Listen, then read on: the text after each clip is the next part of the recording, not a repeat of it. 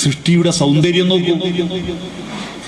ഈ തലച്ചോറ്, നെഞ്ചുകൂട് ഈ തലയോട്ടി പോലെ ഒരു എല്ല് കൊണ്ടാണ് നെഞ്ചുകൂട് പൊതിഞ്ഞിരുന്നുവെങ്കിൽ ഒറ്റ ദിവസം കൊണ്ട് ചത്തുപോകും നമ്മൾ.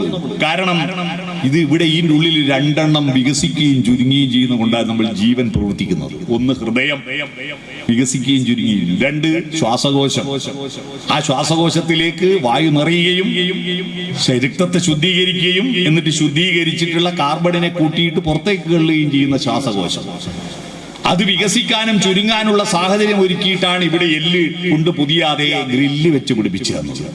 നെഞ്ചുകൂട് ഗ്രില്ലല്ലേ, വാരി എല്ലുകള്. എന്തൊരു ഔചിത്യമാണ്! ദൈവത്തിന്റെ അത്ഭുതം കാണാൻ വേറെ എല്ല് അമ്പലത്തിൽ കൊണ്ട ഇവിടെയുണ്ട്. ഈ കണ്ണാണ് ഏറ്റവും പ്രധാനപ്പെട്ട അവയവം. അതിന്റെ ഔചിത്യം നോക്കൂ. ഏറ്റവും വളരെ പ്രധാനപ്പെട്ട അവയവമാണ്, പക്ഷെ ഏറ്റവും മൃദുലവുമാണ്. ചെറിയ തട്ടിയാ പോവും, പ്രശ്നമാണ്.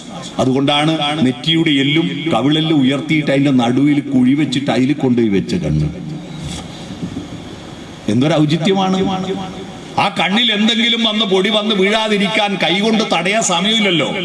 പൊടി പെട്ടെന്ന് വരുമ്പോ കൈ ഇവിടുന്ന് ആടി എത്തുമ്പോഴേക്ക് പൊടി കണ്ണിലാവും. അതുകൊണ്ടാണ് ലോകത്ത് ആദ്യത്തെ ഓട്ടോമാറ്റിക് ഷട്ടർ കണ്ണിന് പിടിപ്പിച്ചു തന്ന കൺപോള അല്ലേ? ഓട്ടോമാറ്റിക് ഷട്ടർ അല്ലേ? ആ പൊടി മേലെ നിന്ന് താഴോട്ട് വരാതിരിക്കാൻ വേണ്ടിയിട്ടാണ് ആ കണ്ണിന്റെ മേലെ രണ്ട് പുല്ല് സൺഷെയ്ഡ് വെച്ച് പിടിപ്പിച്ചു തന്ന പൂജികം. മനസ്സിലായോ?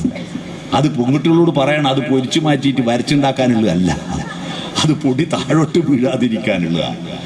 ആ കണ്ണിൽ അഥവാ വല്ല കാരണം കൊണ്ട് പൊടി പോയെന്ന് കൂട്ടുക. നമ്മൾ ആ പൊടിയും കൊണ്ട് പോയിട്ട് വെള്ളം കൊണ്ട് കഴുകാൻ സമയമില്ല നമുക്ക്. എല്ലാവരുടെയും വെള്ളം കിട്ടണമെന്നില്ല.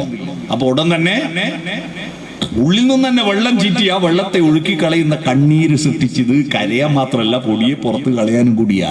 എന്തൊരു ഔചിത്യമാണ്! ആ കണ്ണിന് താഴെ വായക്ക് മേലെ മൂക്ക് പിടിപ്പിച്ചത് തിന്നാൻ തന്ന ഭക്ഷണം കെട്ടതാണോ നമ്മൾ അറിയാൻ വേണ്ടിയല്ലേ? ഇവിടെ എത്തുമ്പോഴേക്ക് മണക്കൂലേ? ഈ വായക്ക് തൊട്ട് മേലെയല്ല മൂക്ക് വേറെയും ആണെങ്കിൽ ഇത് കെട്ടാന്ന് എങ്ങനെ നമ്മൾ അറിയാനാണ്?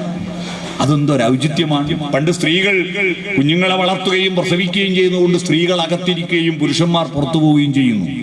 അപ്പൊ പുറത്ത് പൊടിപടലങ്ങൾ മൂക്കിലേക്കൂടെ ശ്വാസകോശത്തിൽ എത്തിയിട്ട് ബ്രോങ്കൈറ്റിസ് അസുഖം വരാതിരിക്കാൻ വേണ്ടി ആ പൊടിയെ അരിക്കാൻ വേണ്ടിയിട്ട് ആണുങ്ങളുടെ മൂക്കിന് തൊട്ട് അരിപ്പ വെച്ച് തന്ന മീശ.